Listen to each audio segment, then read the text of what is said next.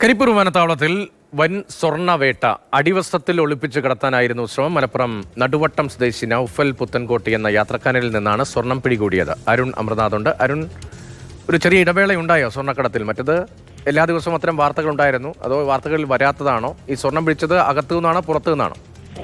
അതെ, രതീഷ് സൂചിപ്പിച്ചതുപോലെ തന്നെ ഒരു ചെറിയ ഇടവേളയ്ക്ക് ശേഷമാണ് ഒരു വൻ സ്വർണ്ണവേട്ട കരിപ്പൂർ അന്താരാഷ്ട്ര വിമാനത്താവളത്തിൽ നടക്കുന്നത്.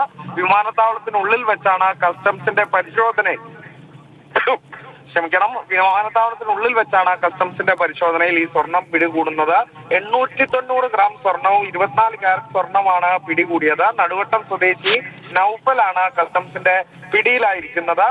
നേരത്തെ തന്നെ ഇത് തുടർക്കഥയായ ദിവസവും ഇത്തരം സംഭവങ്ങൾ ഉണ്ടായിരുന്നെങ്കിലും ഈ BNS-ലെ നിയമമാറ്റം മൂലം സ്വർണ്ണ കടത്ത് വ്യാപകമായി കുറഞ്ഞിരുന്നു എന്ന് വേണമെങ്കിൽ നമുക്ക് പറയാം. അതിനുശേഷമാണ് ഒരു വൻ തോതിലുള്ള സ്വർണം ഇപ്പോൾ പിടികൂടിയിരിക്കുന്നത്. 1 കോടിയോളം വില മതിക്കുന്ന സ്വർണമാണ് കസ്റ്റംസ് പ്രിവന്റീവ് യൂണിറ്റ് വിമാനത്താവളത്തിനകത്ത് വെച്ച് പിടികൂടിയിരിക്കുന്നത്. രതീഷ്, ശരി, ഒരു ചെറിയ ഇടവേളയ്ക്ക് ശേഷമാണ്.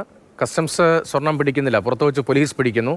പോലീസ് അതിനുവേണ്ടി പ്രത്യേക സംവിധാനം ഉണ്ടാക്കുന്നു. അതിന് പിന്നിലൊക്കെ ചിലതുണ്ട് തുടങ്ങി ഒട്ടേറെ ആരോപണങ്ങളൊക്കെ, രാഷ്ട്രീയമായ വിവാദങ്ങളൊക്കെ ഈ സ്വർണ്ണക്കടത്തുമായി ബന്ധപ്പെട്ടുകൂടി നേരത്തെ പുറത്തു വന്നിരുന്നു. അതിന് പിന്നാലെയാണ് ഇപ്പോൾ ഒരു വലിയ സ്വർണ്ണവേട്ട കസ്റ്റംസിന്റെ നേതൃത്വത്തിൽ വിമാനത്താവളത്തിനകത്ത് ഉണ്ടായത്. എന്താണ് അരുൺ അമൃതനാഥ് മലപ്പുറത്ത് നിന്ന് റിപ്പോർട്ട് ചെയ്യുന്നത്.